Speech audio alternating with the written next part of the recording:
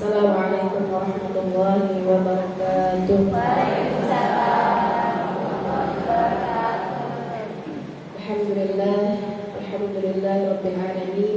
Bihi nasta'in ala umuri dunya waddin.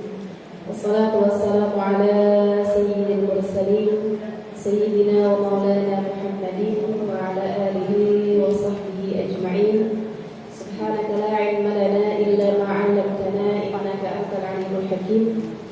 Rabbi shrah li sadri wa yassir li amri wahlul 'uqdatam min lisani yafqahu qawli. Allahumma ij'alna mimman yastami'una al-qawla fayattabi'una ahsana. Alhamdulillah, alhamdulillah.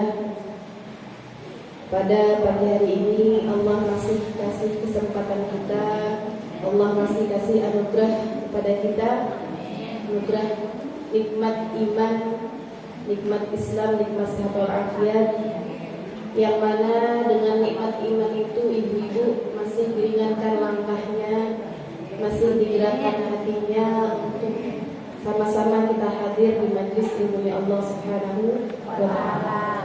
Mudah-mudahan dengan seiring turunnya hujan rahmat dari Allah Subhanahu wa Ta'ala, Allah juga hujan kita dengan hidayah-hidayahnya Allah Subhanahu wa Ta'ala, sehingga kita pulang dari sini membawa banyak perubahan.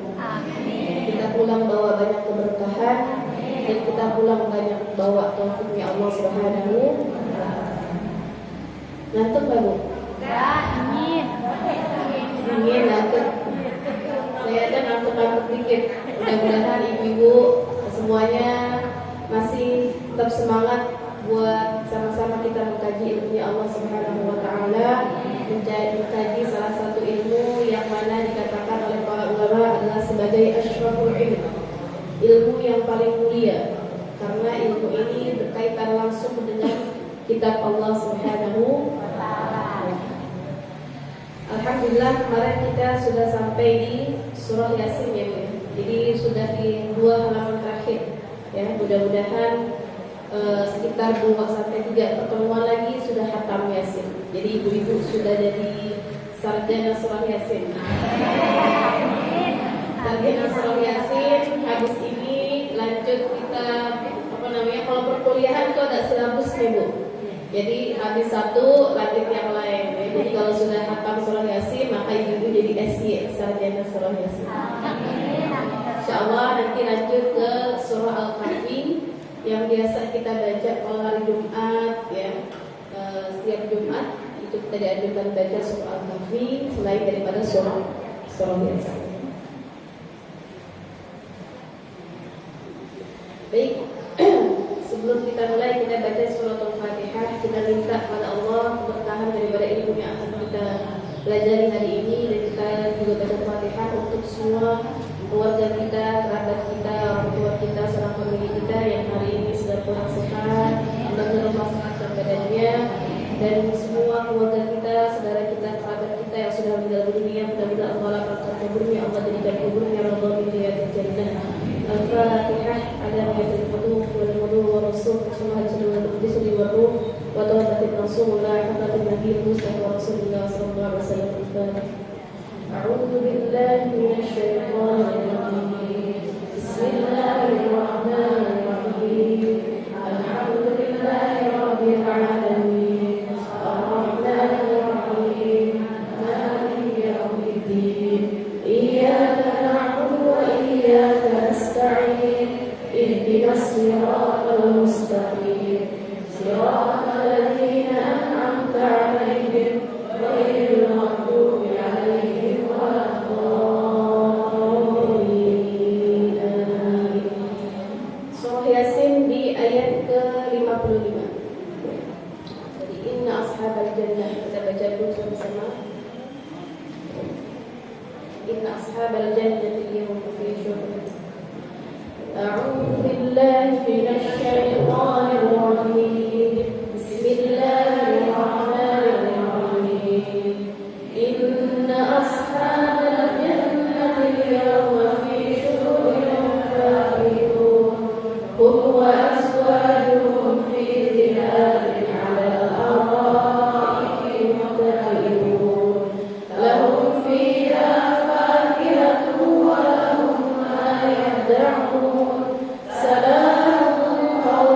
من رب رحيم وامتازوا اليوم أيها المجرمون ألم أعهد إليكم يا بني آدم أن لا تعبدوا الشيطان إنه لكم عدو مبين وأن اعبدوني هذا صراط مستقيم ولقد أضل منكم جبلا كثيرا أفلم تكونوا تعقلون هذه جهنم التي كنتم توعدون اصلوها اليوم بما كنتم تكفرون اليوم نختم على أفواههم وتكلمنا أيديهم وتشهد أرجلهم بما كانوا يكسبون ولو نشاء لمسنا على أعينهم فاستبقوا الصراط فأنى يبصرون ولو نشاء لمسحناهم على مكانتهم فما استطاعوا مضيا ولا يرجعون ومن نعمره ننقصه في الخلق أفلا يعقلون وما علمناه الشعر وما ينبغي له إن هو إلا ذكر وقرآن مبين لينذر من كان حيا ويحق القول على الكافرين صدق الله العظيم. Sampai di inna ashabal jannah al-yawma fi syughlin faqih. Inna ashabal jannah al-yawma. Inna di situ ada tasydid ya Bu, nun bertasydid. Kita baca pakai gunnah. Inna ashabal jannah al-yawma. Ingat kalau ada gunnah dia dibacanya ditahan dulu, ditahan lamanya 2 harakat. Inna ashabal jannati al-yawma fi syughlin itu ada ikhfa ya, ikhfa syughlin faqih. Nah, ikhfa ini biasanya kita bacanya syughlin ya, gitu ya, ikhfa. Nah, seharusnya kalau kita mengucapin ikhfa itu dekatkan samarnya ke huruf fa-nya. Misalnya nun mati ketemu fa atau tanwin ketemu fa. Maka kita deketin bacaannya ke fa-nya. Jangan syuguling ya gitu jangan. Tapi deketin ke makhraj fa. Fa kan di bibir. Ya. Fa. Maka kita bacanya inna ashabal jannati al-yawma fi syughulin. Jadi dengungnya diletakkan di bibir. Syughulin fakirun. Ya.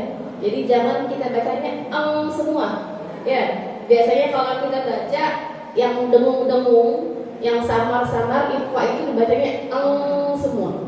Ya, padahal ikhfa itu ya samarnya diletakkan dekat dengan makhrajnya, kecuali huruf qaf sama qaf. Gitu ya. Inna ashabal jannati al-yawma fi syughulin fakihun. Kemudian hum wa azwajuhum fi zilalin 'alal araik. 'Alal araik itu ada mad mad wajib mutasil. Jadi panjangnya 4 sampai 5 huruf. Jadi panjangnya 4 sampai 5, jangan sampai kita baca cuma 2. 'Alal araiki muttaqi'un. Hum fiha fakihatun wa lahum fiha fakihatun. Itu ada idgham bi gunnah. Ya, fakihatun wa lahum. Jadi kalau idgham bi gunnah ada nun mati atau tanwin ketemu hurufnya Yanmu, hurufnya yanmu. Ya, nun, waw, dan mim. Jadi kalau ada huruf nun atau tanwin ketemu huruf yanmu, ya, nun, mim dan waw, maka dia bacaannya dengung. Lahum fiha fakihatun wa lahum ma yad'un wa lahum, itu juga ada gunnah. Idgham mimi bitamatsilain. Ada gunnahnya di situ, maka ditahan bacaannya. Ditahannya berapa? Ditahannya 2 harakat. Seperti kita baca 2 harakat. Walahum, jangan terlalu lama. Itu ya, jangan terlalu lama, jangan terlalu cepat. Jadi pasnya itu seperti kita baca panjangnya 2 harakat. Walahum ma yad'un. Ya. Kalau saya sering ulang, kalau supaya kita tahu dengung atau enggak, itu di hidung kita berasa. Kalau di hidungnya berasa ada getarannya, maka berarti dengungnya kita udah betul. Ya, walahum ma yad'un. Kemudian salamun qawlan, itu juga ada ikhfa, tanwin ketemu qaf.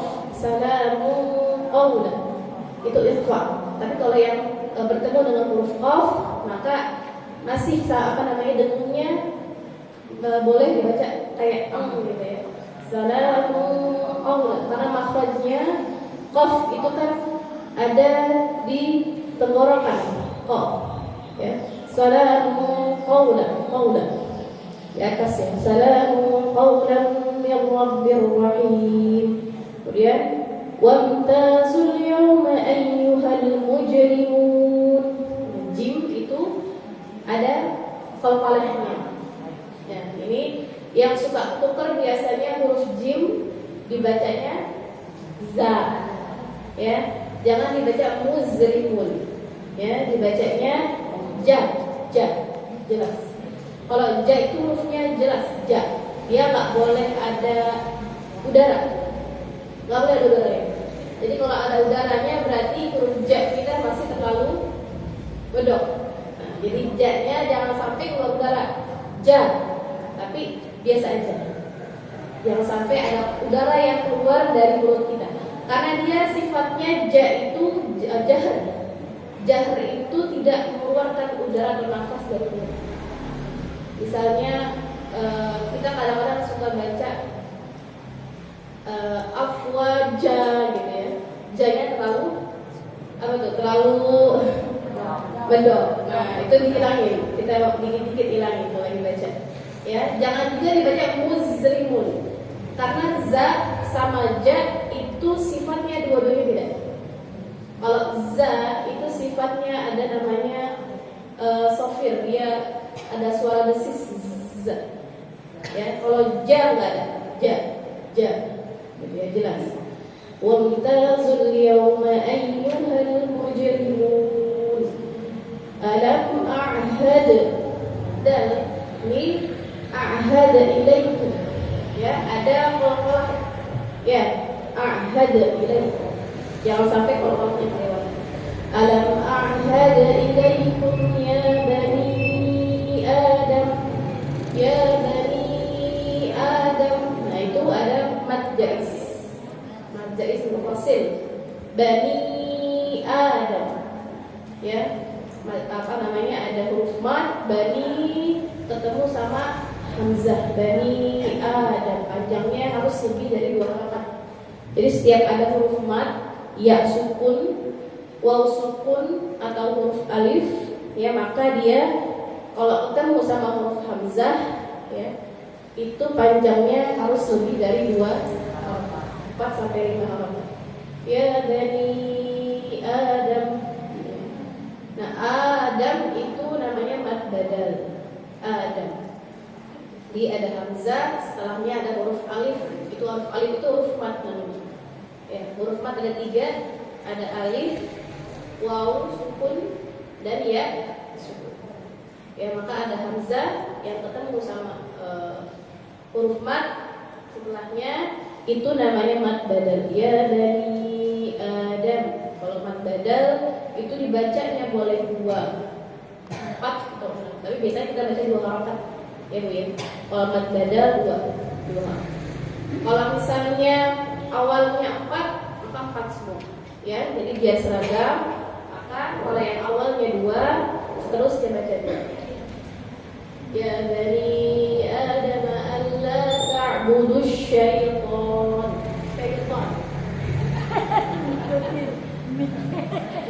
Ada yang mau ikut ngomong? Iya, mau ngomong. Udah deh. Ya bani Adam alla ta'budu syaitan. Ta. Ada ta-nya di situ. Dia ta itu ada punya namanya sifat isti'la, ta dan qalqalah. Ya, jadi isti'la itu kita ucapkannya lidahnya terangkat, kok ke langit-langit.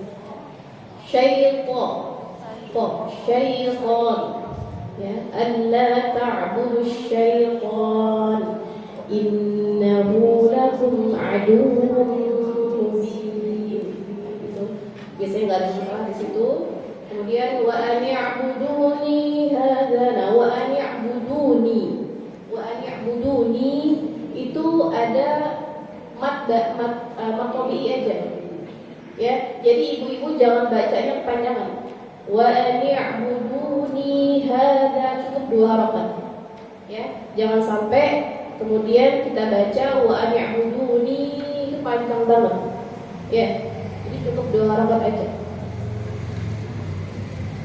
Wa an ya'buduni hadza siratun mustaqim. Panjangnya 2 harokat, ya, kemudian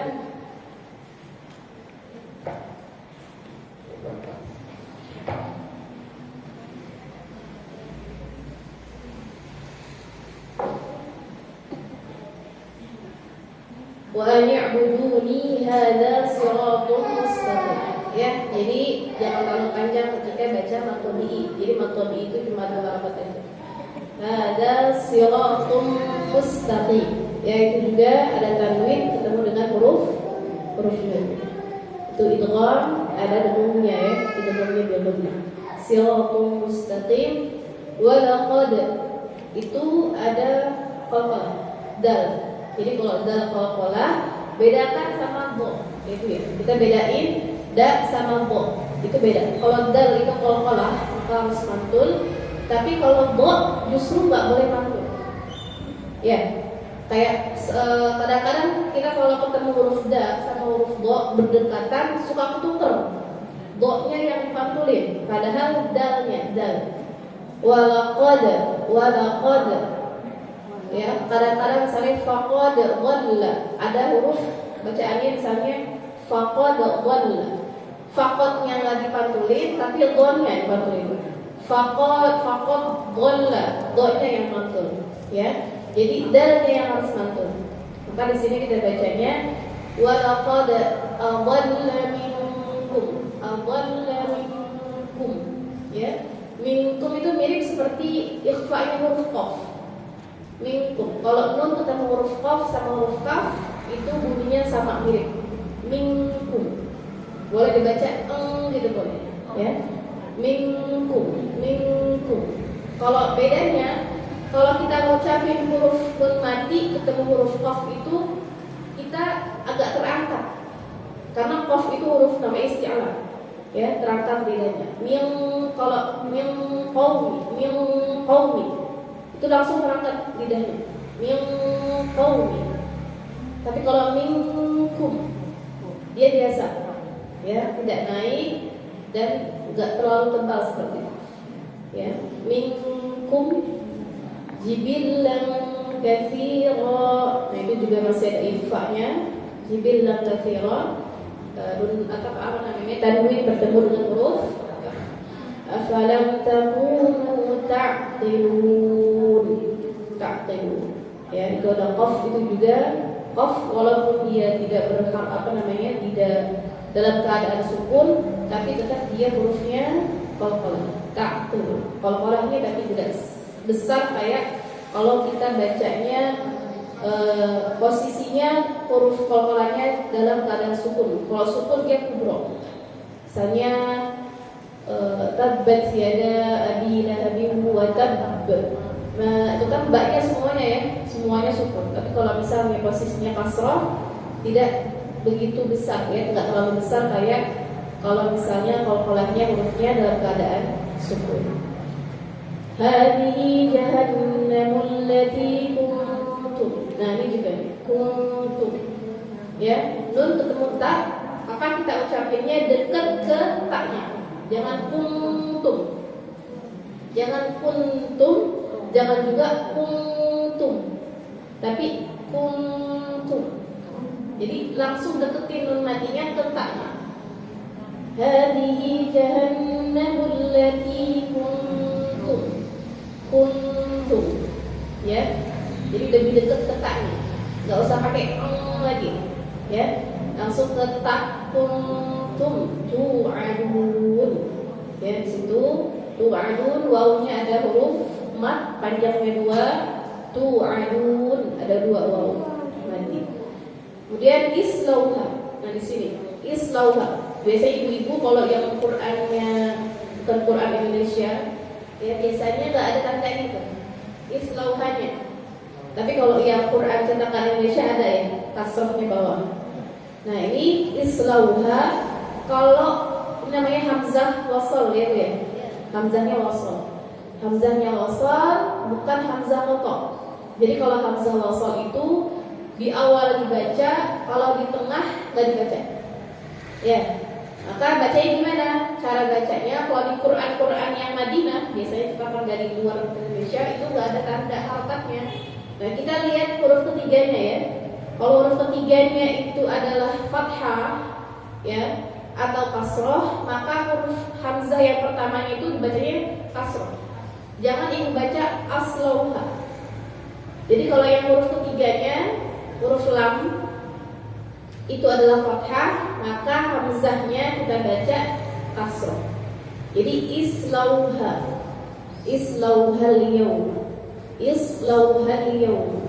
Ya, itu begitu. Kalau huruf ketiganya dhammah, maka hamzahnya dibaca dhammah. Kayak udkhulul jannah, udkhulul jannah. Kha-nya kan huruf ketiga, dia harakatnya dhammah, maka hamzahnya dibaca dhammah. Udkhulul jannah. Ya, di sini islauhal yauma bima kuntum ta'malun. Ya, bima kuntum. Baik. Kemudian al-yauma nakhtimu. Al-yauma nakhtimu. Al-yauma juga gitu. Hamzahnya itu hamzah wasal. Maka kalau di Quran yang Madinah biasanya enggak ada harakatnya, ya, cuma tanda shad kecil gitu di atas hamzahnya. Ya, maka kata huruf ketiganya apa? Kita lihat di situ. Ya, al-yauma.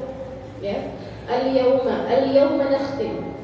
Ya, al-yauma nakhtimu ala afwahihim wa tukallimuna aydihim, ala afwahihim wa tukallimuna aydihim.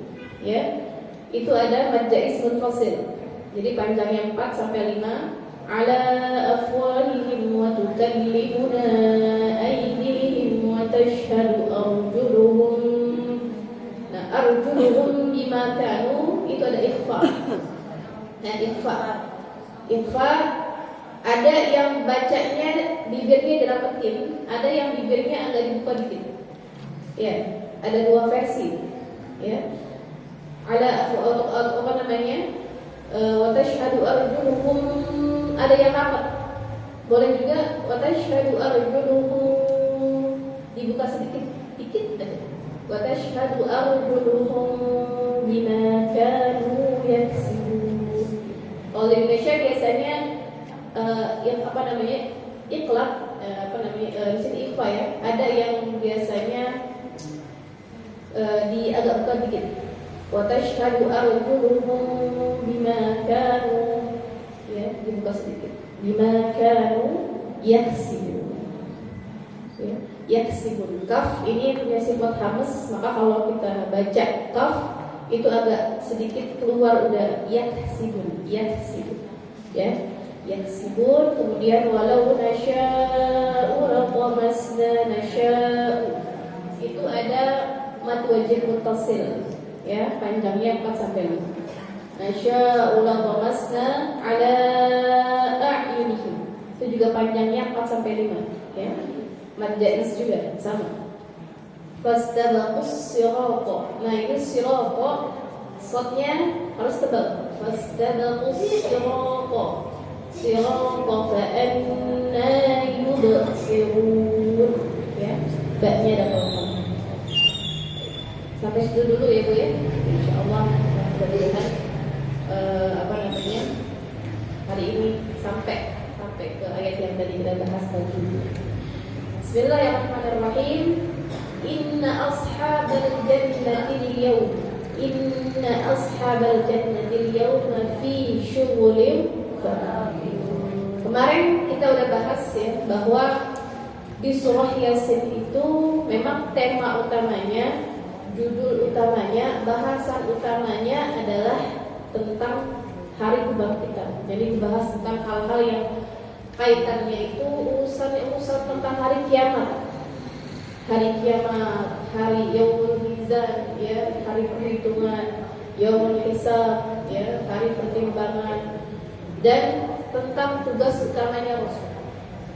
Gitu ya, maka kemarin kita sudah bahas bahwa orang-orang musyrik itu, orang-orang kafir itu bertanya-tanya sama Allah dan bertanya-tanya sama orang-orang muslim. Wa yaquluna mata hadzal wa'd. Ya. Kapan janji itu emang benar-benar akan datang? Katanya Allah itu menjanjiin bakal datang yang namanya hari kiamat. Bakal ada kehidupan setelah kehidupan dunia. Itu orang musyrik bertanya-tanya. Wa yaqulun. Ya, mereka bertanya dengan kesombongan. Kalau memang benar, kapan terjadi? Kok sampai hari ini nggak terjadi? Itu orang kafir, orang musyrik biasanya begitu. Sifat-sifatnya begitu. Ya, jadi mereka menantang orang-orang yang kemudian bawa itu fakta, gitu ya, bawa berita bahwa kamu itu nanti bakal dibangkitkan lagi, tapi mereka nggak percaya.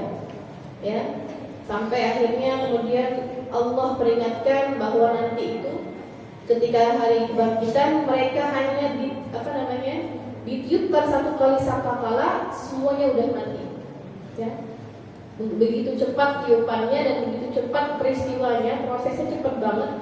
Ya, sampai mereka nggak bisa ngapa-ngapain lagi. La yastati'una tawsiyah, nggak bisa lagi ngasih wasiat kepada saudaranya, nggak bisa lagi ngasih wasiat kepada keluarganya karena begitu cepatnya dahsyatnya peristiwa hari kiamat. Gitu ya. Nah, itu balas teguran buat orang-orang musyrik bahwa sesungguhnya kelak nanti mereka akan merasakan. Dan mereka kemudian orang-orang yang sudah mati dari orang-orang musyrik ketika dibangkitkan lagi, ya mereka bilang apa? Ya wailana man ba'atsana min marqadina. Ya. Siapa yang bangkitin kita dari tidur kita? Karena mereka merasa apa? Mereka merasa bahwa ketika mati tidur selama-lamanya. Ya. Kalau mereka udah mati, mereka bakal tidur terus. Mereka percaya seperti itu. Tapi ternyata ya ketika sudah mati itu ada peristiwa yang namanya yaumul ba'ats, akan dibangkitkan semuanya. Ya. Nah, itu semuanya bukti-bukti atau dalil-dalil yang Allah kasih ya. Buat apa? Buat memberikan peringatan orang-orang musyrik. Ya, kenapa di Quran itu kemudian Allah ceritakan semuanya sama kita? Ya, kenapa Al-Quran itu menceritakan dahsyatnya peristiwa-peristiwa seperti itu? Kenapa Al-Quran menceritakan peristiwa hari kiamat, menceritakan bagaimana siksa neraka, supaya kita orang-orang Muslim, ya orang-orang yang hari ini masih hidup itu bisa mengambil pelajaran sama yang sebelumnya. Ya, maka bersyukur kita umatnya Nabi Muhammad SAW. Kenapa? Karena dikasih sama Allah apa tuh namanya? Petunjuk-petunjuk gitu ya. Dikasih petunjuk, dikasih berita. Nih, kamu kalau misalnya hari ini nggak beriman, kamu kalau hari ini nggak taat sama Allah, ya jangan sampai nanti seperti orang-orang musyrik. Mereka itu nanti di kemudian hari, mereka semua jadi orang-orang yang paling nyesel. Kenapa dulu saya nggak beriman? Kenapa dulu saya nggak taat sama Allah? Kenapa dulu saya nggak banyak beramal soleh? Kenapa dulu saya nggak banyak nolong orang? Kenapa dulu saya nggak banyak dekat sama orang-orang baik, gitu ya? Kenapa dulu di dunia saya nggak banyak melakukan kebaikan-kebaikan? Ya, itu Allah udah kasih clue-clue di Quran. Allah kasih kabar nih, jangan sampai kamu seperti ini. Ya, jadi Allah menceritakan ulang. Ya, Allah kasih tahu dalam Al-Quran buat kita semuanya, buat kita ambil ibrah, ambil pelajaran dari semua yang udah terjadi dari umat-umat sebelum Rasulullah SAW. Ya. Zaman dulu itu dosanya macam-macam yang udah dibuat. Banyak di Quran itu diceritakan dosanya dari kaum ini. Misalnya dosa daripada kaumnya Nabi Lut, itu suka sama yang sejenis. Ya, zaman dulu udah ada dosanya. Diceritain sama Allah bahwa ada zaman dulu itu kaum yang sukanya sama-sama. Padahal ya sunnatullahnya Adam itu diciptakan untuk Hawa. Bukan Adam diciptakan untuk Asep. Ya, maka Adam untuk Hawa. Tapi apa? Tapi zaman dulu dan zaman sekarang itu terulang lagi dosanya. Ya, terulang lagi dosa yang sudah ada.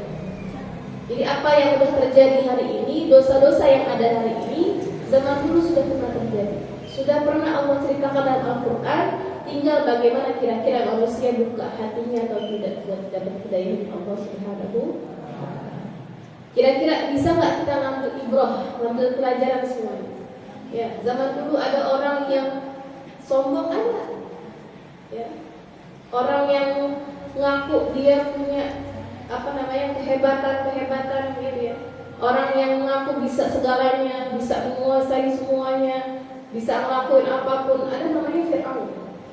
Orang yang paling sombong di muka bumi, ya. Orang yang paling kuat di muka bumi ini, yang ngaku bahwa dia sebagai Tuhan, tapi Allah cuma kasih teguran dengan tenggelamnya Fir'aun. Cukup Allah buka laut, tenggelam semuanya Fir'aun dan tentara-tentara.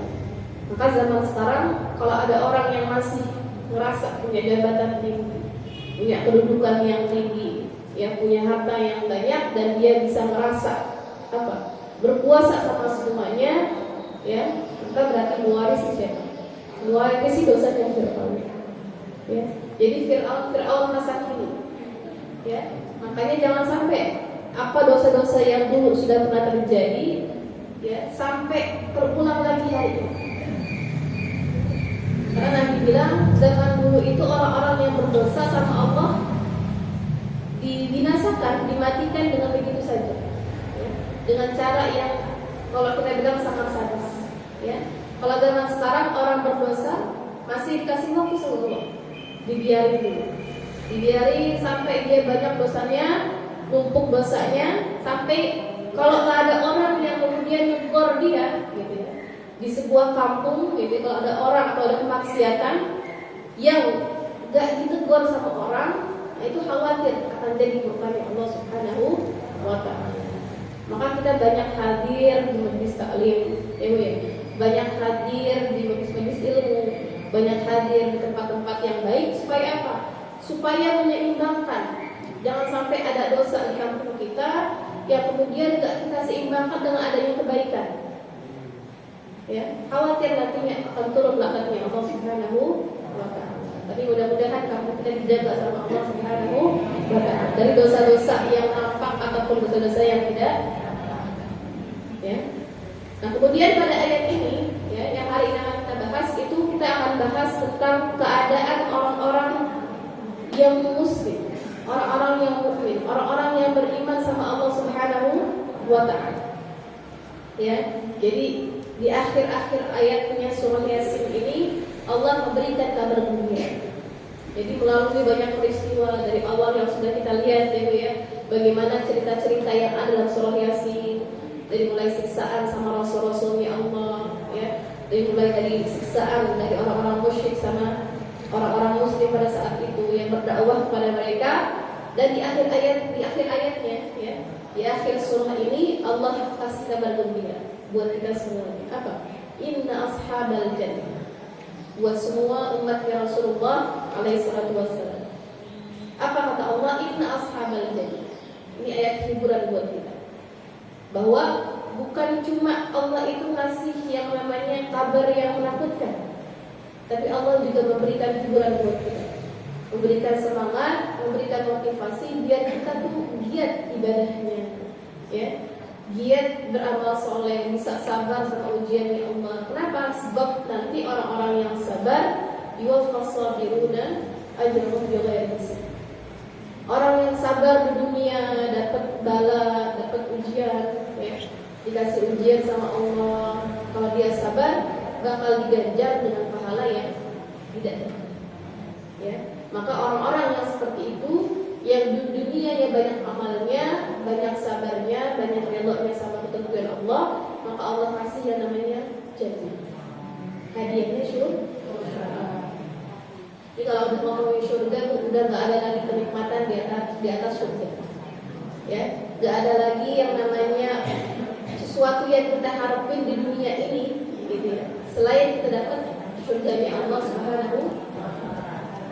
Inna ashabal jannah, kata Allah, sungguhnya para penghuni surga itu, ya, in ashabal jannatil yawm, pada hari itu fi syughulin faqih, dalam kesibukan yang menyenangkan.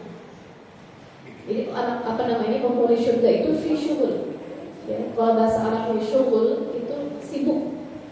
Ya, orangnya sibuk. Kalau di dunia orang sibuk itu capek. Ya, Bu, ya? Orang kerja dari pagi sampai sore capek, pusing. Makanya kalau ada laki suami kita pulang kerja capek nyampe rumah, ya jangan langsung diomelin. Ya kenapa? Sebab yang namanya kerja itu capek, penat, kantor udah pusing, melihat tumpukan kertas, ya melihat bos marah-marah, ya apa dimarahin sama atasan. Nyampe rumah dimarahin lagi sama bos besar. Ya, maka kalau misalnya kata Rasul apa? Ya perempuan yang solehah itu yang kalau suami lihat dia tuh bikin hatinya tenang. Ya, di luar dia udah capek. Suami di luar udah capek, maka sampai ke rumah yang harusnya dia dapetin adalah ketenangan, kedamaian dari istrinya. Ya, jangan sampai suami baru pulang wajahnya kusut, mukanya kusut, malah kita omelin, ya, malah kita omelin. Ya, kalau misalnya sebisa kita sambut dengan wajah-wajah yang berseri. Ya, kalaupun emang mau marahin, tahan dulu. Ya, tunggu. Tawarin dulu minum. Ya, tawarin minum. Mau minum apaan, Bang? Tahan dulu memarahi, tahan. Ya. Kalau udah adem, kasih minum, udah rapi, baru deh. Ya, baru diomelin. Nah, biasanya perempuan itu kalau nggak ngomel nggak keluar itu ya, nggak keluar apa namanya unek-uneknya, ya. Tapi begitu, yang namanya dunia itu emang bikin penat, bikin lelah. Kesibukan apapun di dunia ini pasti. Kalau ditanya orang yang sibuk ada nggak yang nggak capek? Nggak mungkin. Pasti semuanya capek. Meskipun ada orang yang bisa menyembunyikan capeknya, ya, bisa menyembunyikan capeknya dengan senyum. Ada yang mungkin capeknya terbayarkan misalnya dengan anak-anaknya, ya, dengan suaminya, ya. Itu makanya kalau di dunia, ya, fitrah di dunia itu memang melelahkan. Tapi kalau syughul, kesibukan di surga itu kesibukan yang tidak ada capek. Sibuk yang pokoknya nikmat banget, ya. Kita makanya nggak bisa ngebayangin.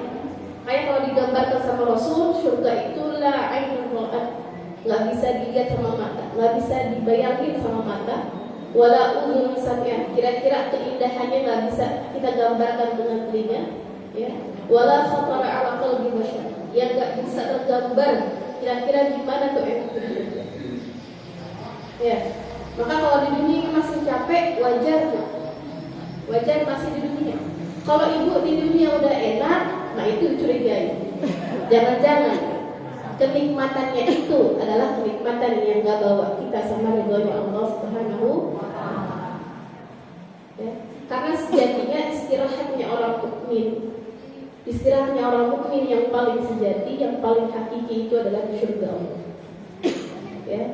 Tidak ada seorang mukmin yang beristirahat kecuali sampai nanti kakinya sampai di surga Allah.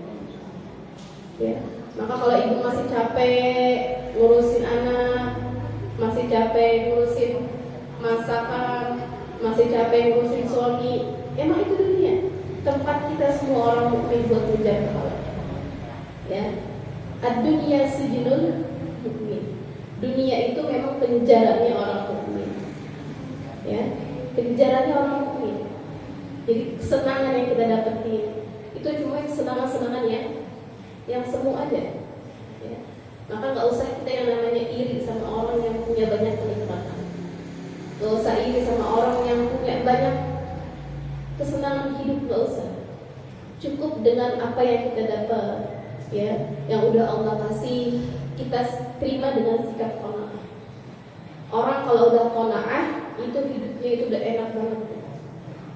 Ada orang yang kaya raya, tapi nggak bisa nikmatin hidupnya. Ada, dia punya semuanya, tapi dia hatinya merasa bahagia. Kenapa? Karena hatinya itu nggak pernah cukup sama apa yang Allah kasih.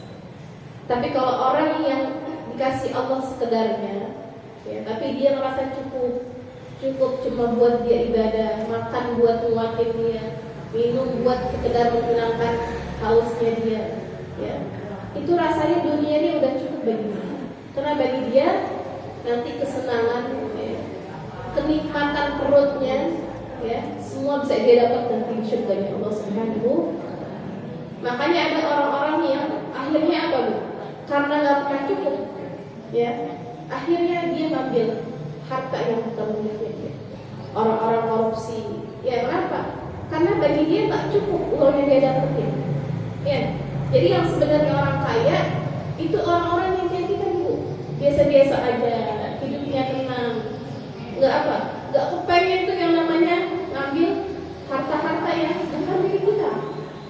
Kita cukup aja udah begini, ya, dengan rumah yang SSSS, ya, meskipun masih agak sempit, ya, rumah yang masih ngontrak, ya, tapi alhamdulillah kita nggak terlibat tuh namanya ada korupsi, nggak pengen namanya ngambil uang yang lain, nggak pengen.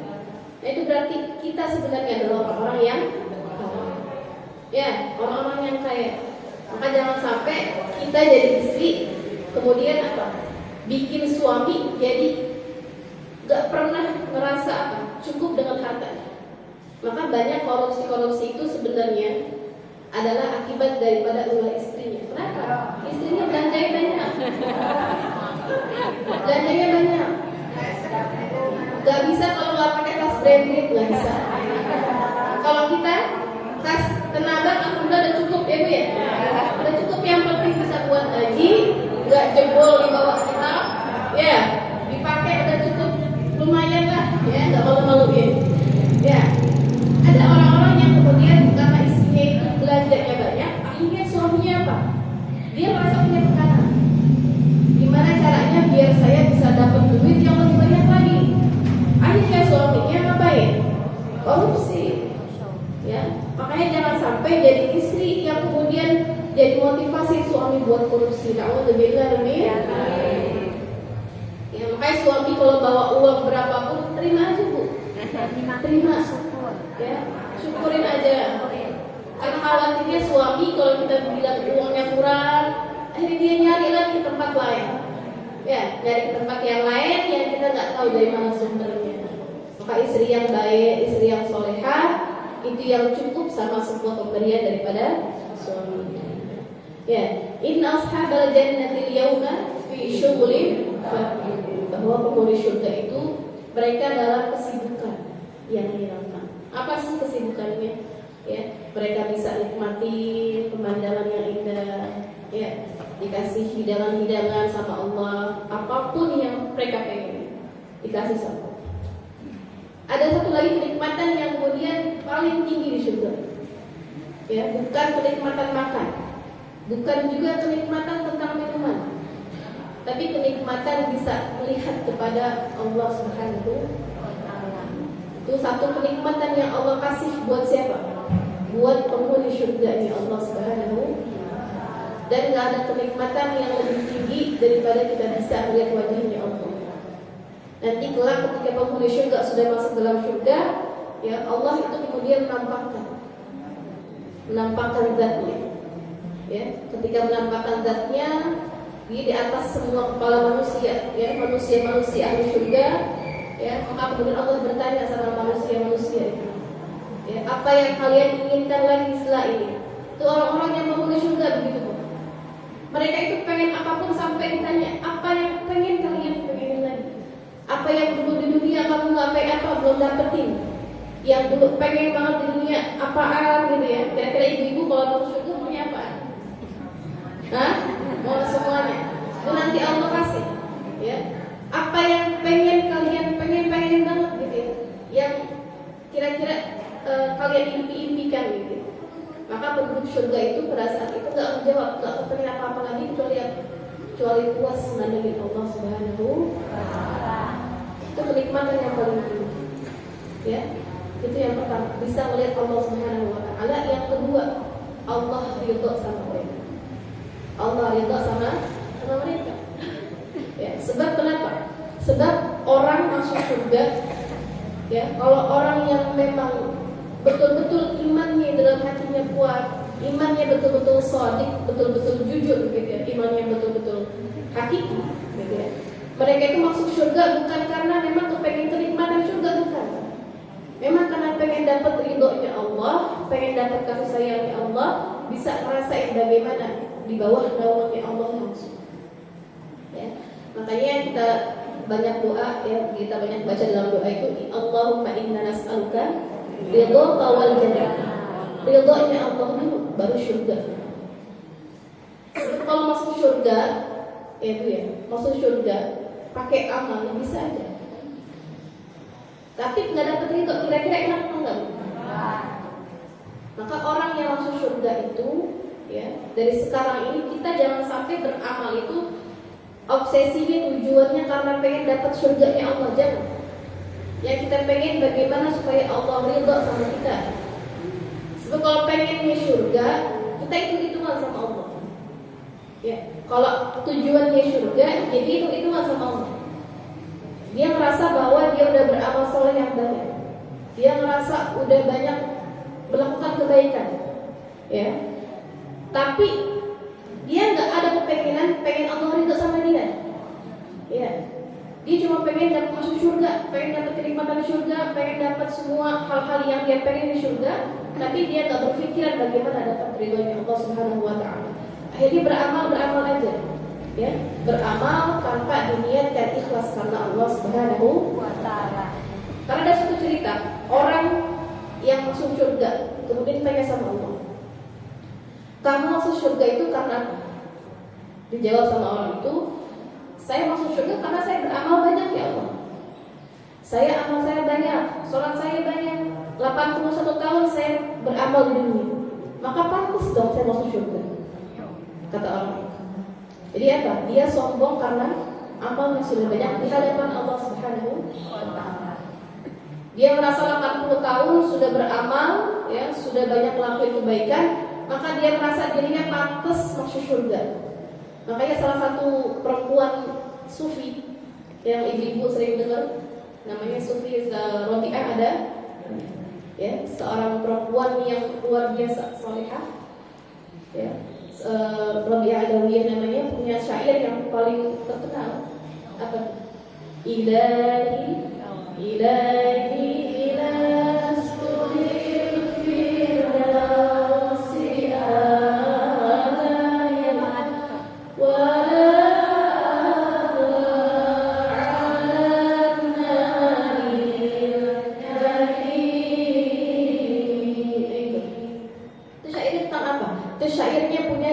Sayyidah Rabi'ah Adawiyah.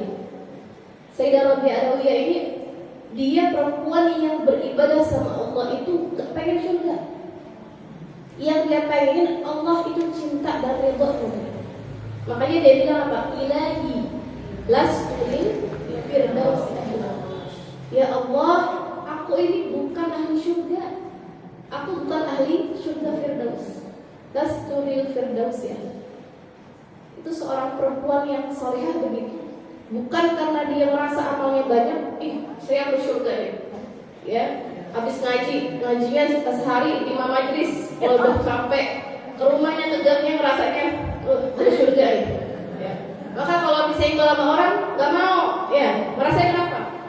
Merasa dirinya mulia, merasa dirinya sudah mulia, merasa dirinya bahwa saya ini ahli surga yang pantas dihormati, ya, yang nggak boleh disakitin. Ya. Maka Sayyidah Rabi'ah itu rasanya malah apa? Saya ini orang yang nggak pantas ya Allah masuk ke dalam surga. Tapi apa? Wala aqwa 'ala narin. Tapi saya juga nggak kuat ya Allah untuk merasakan pedihnya api neraka. Jadi begitu. Untuk kasihnya Allah Subhanahu wa taala seperti itu. Ya. Enggak pernah merasa bahwa dirinya itu orang yang mulia.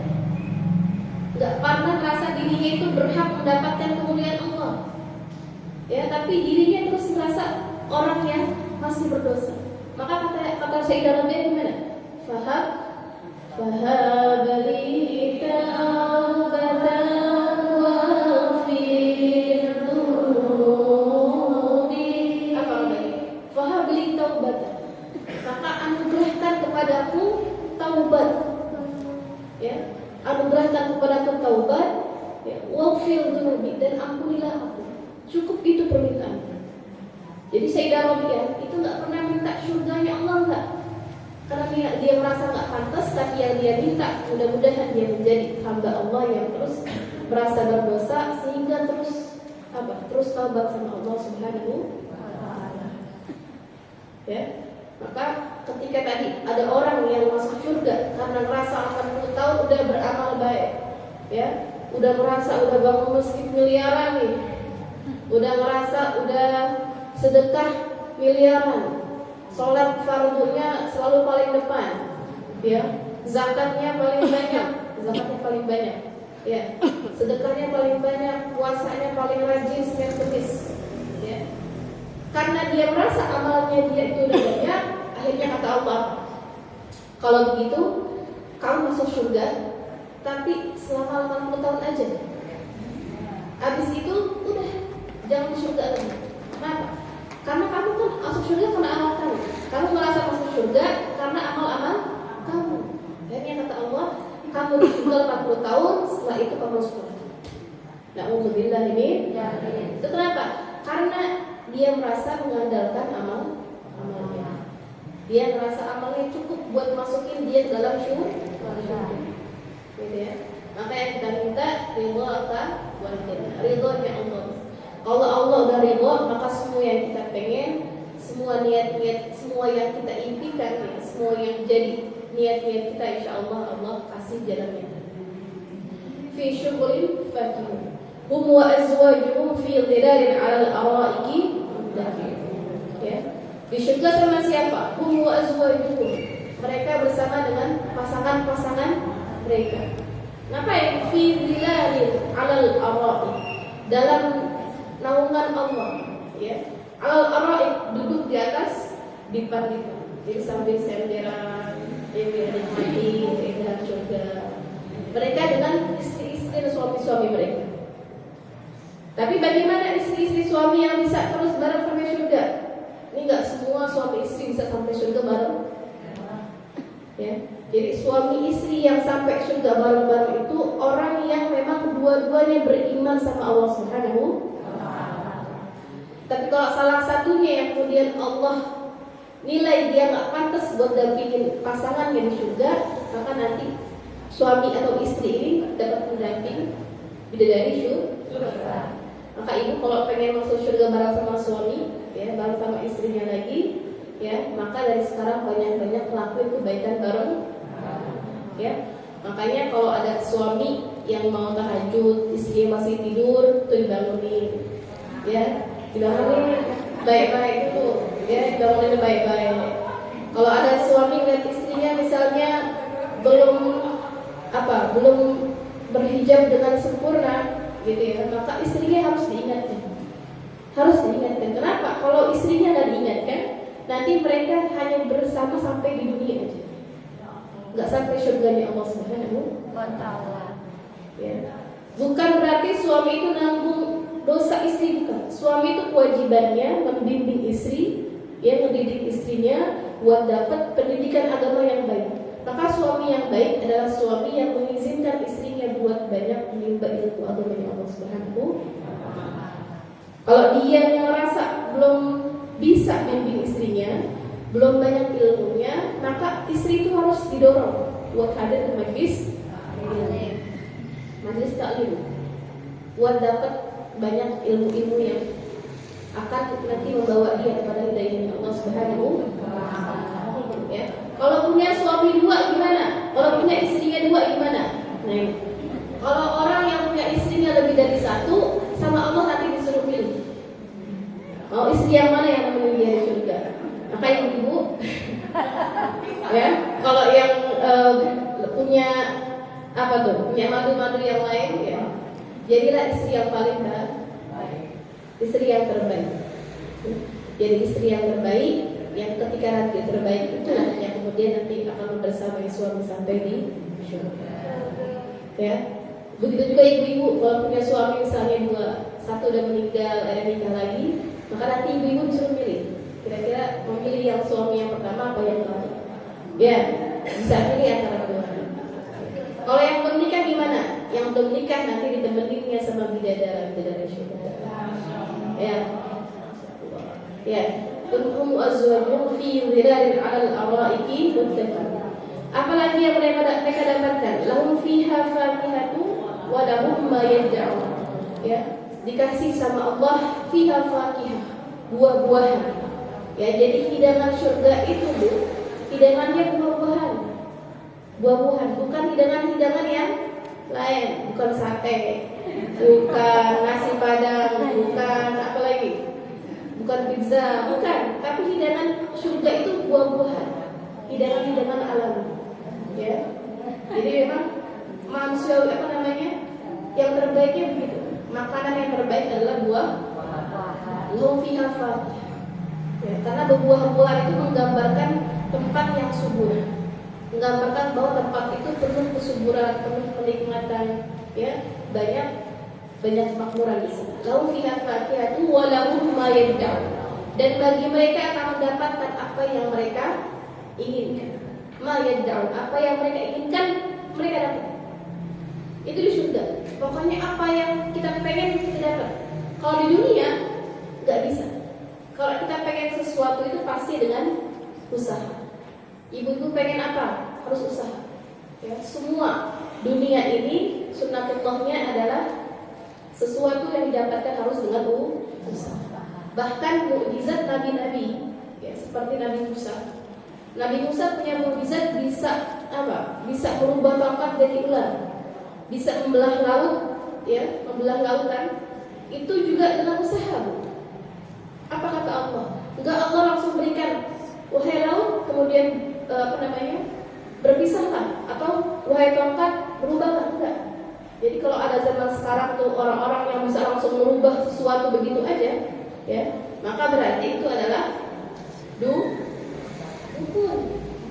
Karena sesuatu di dunia ini, ya, sesuatu yang di dunia manusiawinya adalah sesuatu harus dulu dengan usaha.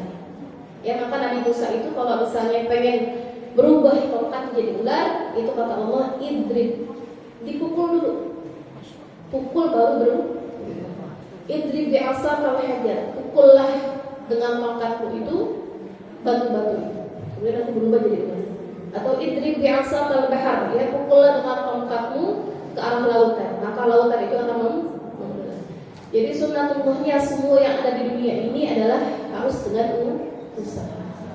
Ya, seperti Nabi Isa alaihissalam juga begitu. Nabi Isa ketika mau lahir, ya, dari Siti Maryam, ya, itu juga dengan usaha. Ya, Siti Maryam kemudian sudah melahirkan anaknya, itu nggak kemudian lahir begitu aja tanpa kesulitan. Siti Maryam ketika melahirkan itu juga merasakan kesakitan. Ya, jadi ibu-ibu kalau merasakan sakit ketika melahirkan, ya karena memang begitu. Ya, melahirkan itu memang sakit. Sayyidah Maryam juga begitu. Ketika melahirkan bahkan sampai apa? Sampai ya laitani mitu qabla hadzal.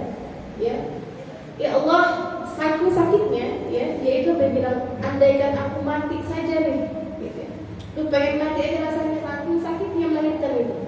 Ya artinya apa? Semua keajaiban-keajaiban yang ada di dunia ini, semua kenikmatan di dunia ini semuanya harus dengan usaha. Ada usahanya, ada ikhtiar dari Allah Subhanahu wa taala. Lahum fiha fakihatun wa lahum ma yad'un. Salamun qawlan min rabbir rahim. Nah ini ya. Tadi selain hidangan-hidangan yang udah Allah kasih sama penduduk surga, satu lagi ada apa? Ada yang namanya penerimaan dari Allah Subhanahu wa taala. Salamun qawlan. Ya, Allah menyambut, ini sambutannya Allah buat ahli surga. Dan ini yang bikin orang penduduk surga itu makin senang lagi berada di surga. Kenapa? Karena mendapatkan salam dari Allah Subhanahu wa taala. Ketika Allah mengucapkan salamun qawlan min rabbir rahim, ya, kedamaian qawlan, ya, perkataan kedamaian min rabbir rahim, dari Tuhan yang Maha Pengawas. Ketika itu maka surga seluruhnya isinya adalah kedamaian. Salamun qawlan min rabbir rahim. Kita bayangin kalau lagi di tempat, ya, sebuah tempat yang kemudian ketika kita masuk semua hidangan itu ada, ya, semua makanan ada, mau apapun ada. Tapi ibu masuk tuh tuan rumah nggak ngasih penyambutan, kira-kira gimana bu? Ya, baru masuk tapi itu tuan rumah malah ngasih muka yang masam, ya, atau baru masuk tuan rumahnya kira-kira nggak nyambut kita, kira-kira enak atau enggak? Ya, maka untuk menambah kenikmatan itu, ya, Allah kasih penyambutan buat kita. Apa kata Allah? Salamun qawlan min rabbir rahim. Keselamatan untuk kamu dari Allah yang Maha. Wamtazul yawma ayyuhal mujrimun. Ya, jadi penduduk surga sudah mendapatkan semua kenikmatan. Ya, maka wamtazul yawm. Ya, ini peringatan buat orang-orang yang berdosa, orang-orang yang penuh dosa. Kata Allah, imtazul yawm. Berpisahlah kamu. Ya, wahai orang-orang yang musyrik, wahai orang-orang yang mujrim, orang-orang yang berdosa, berpisahlah kamu hari ini, ya, karena sungguhnya kamu nggak pantas buat sama-sama orang-orang ahlu. Ya, maka nanti akan terpisah mana orang baik dan mana orang yang. Gimana caranya Allah tahu? Allah tahu dari apa? Dari ujian-ujian yang Allah kasih. Ya, maka di dunia ini tempatnya bala, tempatnya ujian Allah. Ya, kalau lulus ujian maka dia balasannya adalah surganya Allah Subhanahu wa taala. Ya, maka dengan ujian itu manusia bisa terbedakan. Mana orang-orang yang beriman, mana orang-orang yang benar-benar beriman, atau mana orang-orang yang berimannya pura-pura aja. Ya, atau orang-orang yang sama sekali nggak mau beriman sama Allah. Orang-orang yang nggak mau sama sekali melakukan kebaikan, orang-orang yang sama sekali nggak mau melakukan amal soleh. Ya, maka nanti di surga semuanya akan kelihatan. Seperti kita kalau habis terima rapor, itu kan kelihatan mana anak-anak yang memang sungguh-sungguh belajar. Ya, guru itu ngasih ujian, guru ngasih ujian buat kita, buat murid-muridnya. Biar apa? Biar tahu bagaimana, sejauh mana kemampuan dia, ya, sejauh mana pemahaman dia, ya, setaat apa mereka sama aturan-aturan yang ada di sekolah. Ya, maka begitu juga manusia. Ya, dikasih ujian sama Allah, ketika nanti di akhirat, ya, akan menjadi pembeda, ya, antara orang-orang yang beriman dengan orang-orang yang tidak. Wamtazul yawma ayyuhal mujrimun. Maka berpisahlah hari ini wahai orang-orang yang berdosa, mujrim, orang-orang yang berdosa. Alam a'had ilaikum ya bani Adam. Kata Allah. Ini Allah sendiri yang kemudian memberikan pernyataan. Alam a'had ilaikum ya bani Adam. Ya, bukankah aku sudah mengambil sumpah kepadamu wahai Bani Adam? Jadi Allah tanya sama orang-orang manusia semuanya. Ya, bukannya dulu itu kamu semuanya sudah bersumpah kepadaku? Ahad itu adalah fa'ilnya, subjeknya Allah sendiri. Saya, tidak ada nahnu, bukan kami, bukan kita. Alam ahad, bukankah dulu aku sudah mengambil sumpah dari kalian wahai Bani Adam? Apa sumpahnya? Jadi sebelum kita semuanya ada di dunia ini, kita semuanya diambil sumpah sama Allah Subhanahu wa taala. Baik yang mukmin ataupun orang yang kafir ataupun orang yang musyrik, semuanya Allah sumpah. Buat apa? Untuk mengakui bahwa Allah Subhanahu wa taala adalah Tuhan kita. Ya, itu ada di surah Al-A'raf, ya.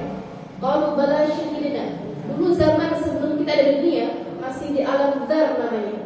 Di alam dar semua manusia, ruhnya manusia itu diambil sumpah sama Allah untuk mengakui bahwa bala syahidina. Ya wahai Allah, bahwa kami semuanya bersaksi bahwa Engkau adalah Tuhan Allah Subhanahu wa taala. Maka kalau ada orang yang tidak beriman, ada orang yang musyrik, itu berarti dia melanggar sumpahnya sama Allah Subhanahu wa taala. Ya. Alam ahadikum ya bani Adam, bukankah kami semua sudah mengambil sumpah wahai bani Adam, alla ta'budu syaitan. Janganlah kalian semuanya apa? Menyembah syaitan. Menyembah syaitan. Allah sudah bersumpah, jangan sampai kalian menyembah syaitan. Innahu lakum aduwwun mubin. Karena syaitan itu sesungguhnya adalah musuh-musuh yang jadi syaitan itu satu dalam Al-Quran jenis virus yang menularnya lebih cepat daripada COVID. Itu syaitan. Virus yang cepat menular. Virus yang kemudian kalau udah masuk dalam diri manusia itu merusak semua bagian-bagian tubuh. Itu syaitan. Ya. Dan syaitan ini punya dendam 7 turunan. Makanya manusia itu sejak dari zaman Nabi Adam sampai hari ini, syaitannya masih turunan yang sama, yang punya misi yang sama. Untuk apa? Untuk mempalingkan manusia daripada kebaikan. Ya. Karena dulu syaitan itu, ya iblis itu, ketika disuruh sujud gak mau, ya, dan dia sombong gitu ya, menyombongkan dirinya, maka akhirnya dia dendam sama Nabi Adam dan keturunannya bahwa sampai hari kiamat syaitan itu bakal terus menggoda keturunannya Nabi Adam supaya gak sampai masuk kepada syurga. Ya, makanya misinya itu bakal terus ada, misi-misinya syaitan. Makanya Allah bilang innahu lakum aduwwun mubin. Sungguhnya syaitan itu betul-betul musuh kalian yang nyata. Sudah tahu musuh, bukan dijauhi tapi diikuti. Ya. Disuruh sholat, ya. Disuruh sholat tapi gak mau, males-malesan. Disuruh puasa gak mau. Ya alasannya karena haus, ya. Disuruh zakat, sedekah gak mau. Alasannya karena takut hartanya berkurang. Ya. Disuruh berbuat kebaikan, disuruh datang ke majelis ilmu gak mau. Karena pengennya tidur di rumah, gitu ya. Dan begitu. Jadi yang dilakuin itu terus apa? Hal-hal yang memang membuat syaitan makin senang. Ya. Makanya untuk melawan hawa nafsu itu lawan semua keinginan kita.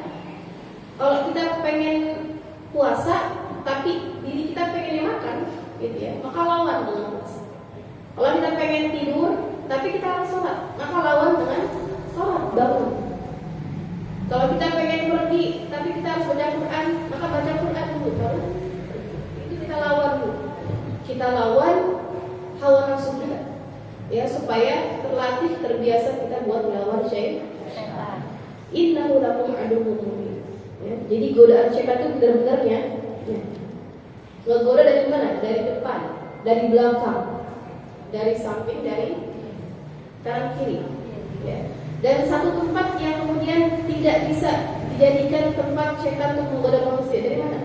Dari atas dan dari bawah. Kenapa? Karena di atas ada Allah Subhanahu wa taala. Godaannya nggak bisa dipakai. Ya, makanya kita diperintahkan buat banyak-banyak berdoa sama Allah menghadap ke atas. Karena di atas syaitan nggak bisa mengganggu. Dan di bawah, kenapa? Karena di bawah tempat sujudnya manusia. Tempat manusia nyembah Allah Subhanahu wa taala. Maka syaitan nggak bisa mengganggu dari arah bawah. Maka ibu-ibu banyakin yang namanya sujud sama Allah, banyakin ibadah sama Allah, ya, banyakin duduk buat buat evaluasi diri kita, duduk tempat-tempat yang baik, ya, karena dua tempat itu tempat yang tidak bisa dijadikan tempat untuk menggoda manusia, ya. Wa an ya'buduni, kata Allah. Wa an ya'buduni hada siratal mustaqim. Tadi dilarang sama Allah buat nyembah syaitan. Maka ani'buduni, maka sembahlah aku. Ani'buduni, maka sembahlah aku, karena hanya Allah lah zat yang paling berhak buat kita. Jangan jadikan yang lain sebagai sesembahan. Ya, jangan jadikan harta kita sebagai Tuhan. yang jadi tujuan kita. Ada orang yang pengen sesuatu itu cuma karena duit. Ada Pak? Ada. Itu artinya Tuhannya adalah duit. Tujuannya bukan Allah, tapi tujuannya. Ada orang yang ngelakuin sesuatu karena pengen dilihat orang. Tujuannya Allah atau orang? Kira-kira orang. Ada orang yang ngelakuin sesuatu karena pengen dapat jabatan. Berarti tujuannya atau Tuhannya siapa? Jabatan. Ya. Makanya jadikan semua tujuan hidup kita adalah untuk Allah Subhanahu wa taala. Ya. Semua amal kita jadikan buat Allah Subhanahu wa taala. Jangan sampai amal kita buat yang lain-lainnya. Sayang. Udah capek-capek kita ngelakuin sesuatu, tapi tujuan kita adalah tujuan ke dunia. Ya. Pengen lihat orang, pengen biar dapat kedudukan, pengen biar dapat duit gitu ya. Datang ke majelis taklim pengen dapat duit. Ada nggak kira-kira? Nggak ada ya Bu ya? Emang ada majelis taklim yang ngasih duit?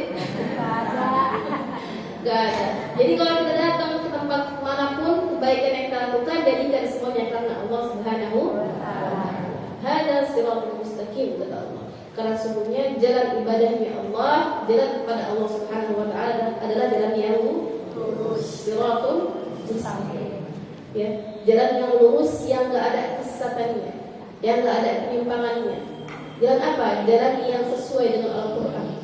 Jalan yang sesuai dengan hadis-hadis Nabi, sunnah-sunnahnya Nabi. Jalan yang sesuai dengan jalannya para ulama Allah Subhanahu wa taala. Kita enggak bisa sampai kepada Allah langsung pakai Quran, enggak bisa. Kita nggak bisa langsung sampai pada Allah dengan hadisnya Nabi, nggak bisa. Dengan apa? Dengan kita ngikutin para ulama, maka itu berarti kita sedang meniti jalan kepada Allah Subhanahu wa taala. Maka kalau ada orang, ayo kalau mau sesuatu langsung baca Quran, langsung kembali ke Quran, nggak usah dengerin perkataan ulama, itu salah. Ya Bu ya. Kalau ada orang yang kemudian ngajak kita buat kembali ke Quran dan hadis, tapi tidak dengerin apa kata ulama, ya maka itu perkataan yang salah. Kenapa? Karena kita nggak bisa langsung ngerti hadis dan Quran. Semua kita bisa dapetin pemahaman itu semuanya daripada ulama-ulama. Maka cukup kita deketin ulama, cukup kita ikutin ulama, cukup kita dengerin apa yang dikatakan ulama, maka insya Allah berarti jalan kita udah benar. Ya, kecuali kalau yang misalnya ngajakin kita itu bukan ulama. Ya, bukan orang soleh, berarti jalannya bukan jalan yang ya, itu siratal mustaqim. Ya, siratal mustaqim.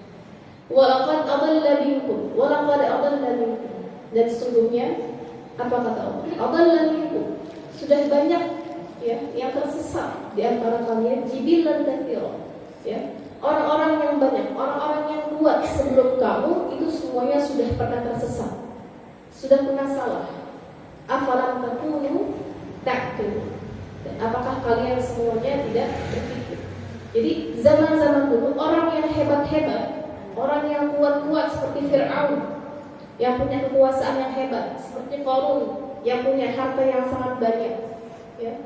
Dan seluruh umat-umat sebelumnya, ya, yang punya kehebatan-kehebatan itu sudah Allah binasakan semuanya karena dosa-dosa mereka. Ya. Maka Allah bilang, apalam takunu takut. Dan apakah kalian tidak berpikir? Ya. Kalau dipikir-pikir udah banyak umat-umat sebelumnya yang berdosa karena dosa-dosa yang seperti itu kemudian mati dibinasakan sama Allah. Maka manusia yang sekarang melakukan dosa itu, ya, melakukan dosa apa? Angkuh, sombong, ya, merasa punya kedudukan, merasa punya jabatan, merasa punya harta yang banyak. Ya. Apakah mereka semuanya nggak berpikir? Karena manusia itu jadi bernilai, ya, manusia itu bernilai karena apa? Karena dia punya akal. Dia punya akal, dia bisa membedain mana yang baik dan buruk. Makanya Allah bilang, apalam takunu ta'qilun. Apakah kalian semuanya tidak bisa berpikir dengan semua dosa-dosa yang sudah pernah terjadi dan semua kejadian-kejadian yang sudah pernah Allah timpakan pada umat-umat sebelum kita. Hadhihi jahannamul lati kuntum tu'adun. Dan inilah kata Allah, janjinya Allah. Ya, kalau tadi orang musyrik bilang yaquluna mata hadzal wa'd, kapan janji itu akan terjadi? Hadhihi jahannam, maka inilah kata Allah jahannam. Jahannam, neraka Jahannam, allati kuntum tu'adun, yang mana kalian itu janjikan untuk masuk ke dalamnya. A'udzubillahi. Allah kasih langsung, kasih tahu bahwa janjinya Allah itu ini.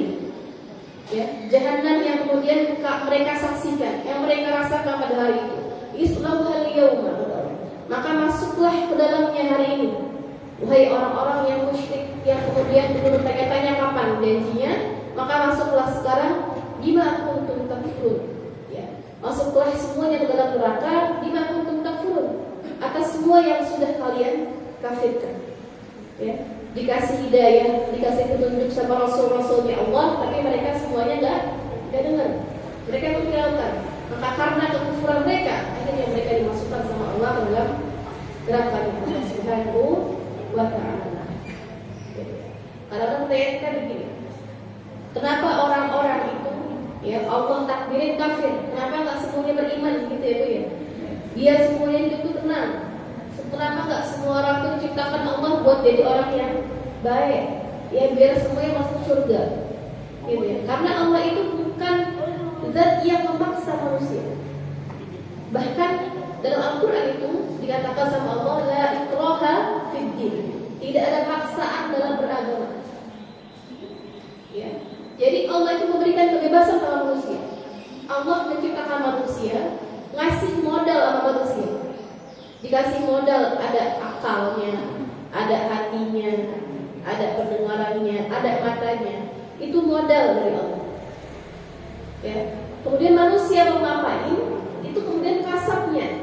Ya. Apa itu kasab? Usahanya dia. Allah ngasih modal, ibarat orang jadi tuan. Ya. Ibu kalau misalnya punya asisten, gitu ya. Kemudian ibu ngasih, mau uji dia nih. Ini saya kasih modal nih. Kira-kira modal yang saya kasih dipakai buat yang baik, atau dicuri, atau dihabisi, atau gimana? Nah itu Allah juga begitu. Allah ngasih modal sama manusia.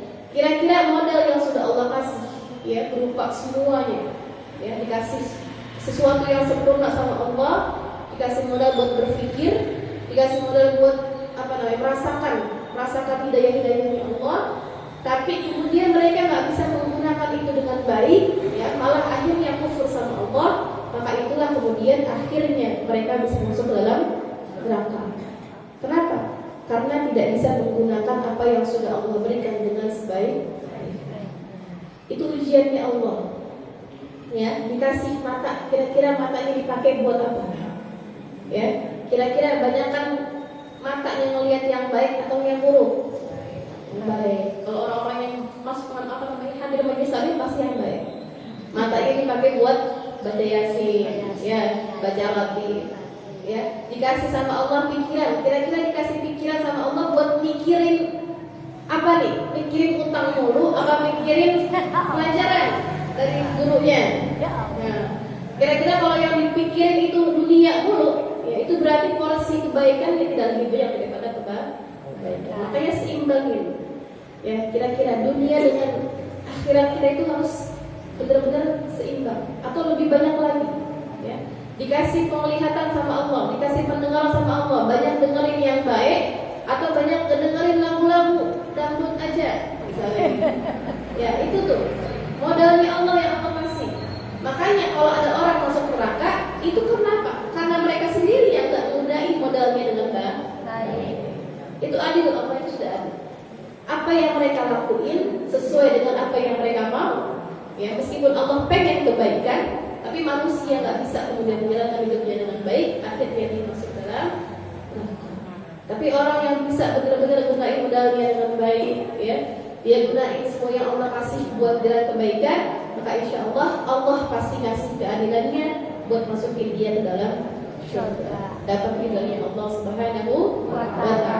Mudah-mudahan kita semuanya yang selalu hadir istiqomah di majelis taklim, hadir buat melaksanakan semua amal-amal baik, istiqomah lakuin sholat, istiqomah puasanya, istiqomah sedekahnya, ya istiqomah buat bisa jaga hal-hal baik dalam hidupnya, silaturahimnya, ya jaga lisan kita, jaga mata kita, jaga pikiran kita. Ya mudah-mudahan semuanya kita semuanya dipakaskan Allah Subhanahu wa Ta'ala buat dapat surganya Allah Subhanahu wa Ta'ala. Wallahu a'lam bishawab. Sallallahu alaihi wasallam wa ala alihi wasallam walhamdulillahi rabbil alamin.